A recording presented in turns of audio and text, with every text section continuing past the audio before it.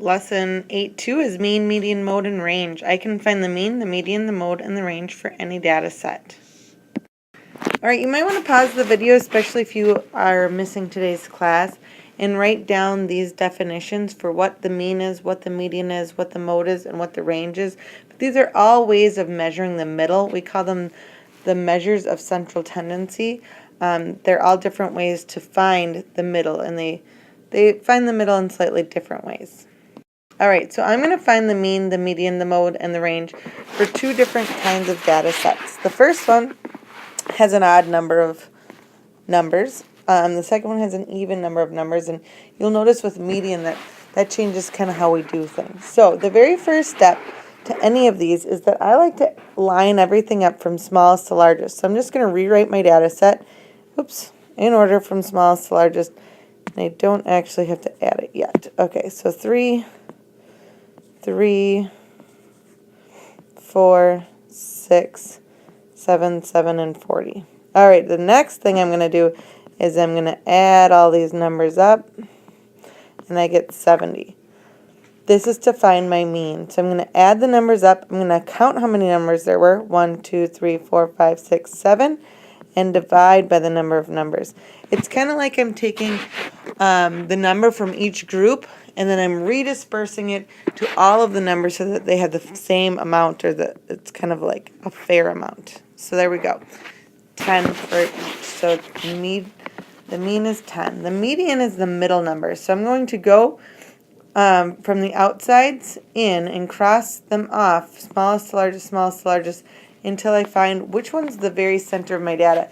It's super important that you have lined these up from smallest to largest before doing this.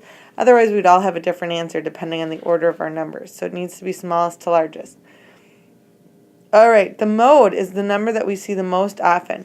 Well, there's 2 3s and there are 2 7s. So we see both of those equally. They kind of tie. So we're going to call our mode 3 and 7. You can have more than one mode. And the range is the largest number. Subtract the smallest number.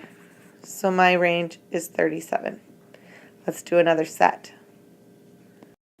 If you want to give yourself a challenge, pause the video and try this before I do.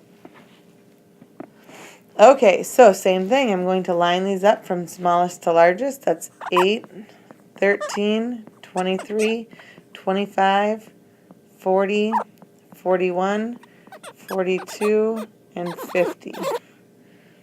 When I add them all together, I get a sum of 242.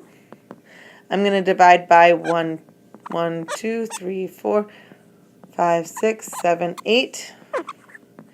And I get 30.25, or 30 and a fourth. Alright, when I find the middle, the median, I'm going to cross off the smallest and the largest until I have just 1 or 2 numbers in the middle. So whenever we have an even number of numbers, we're going to have 2 left there in the middle.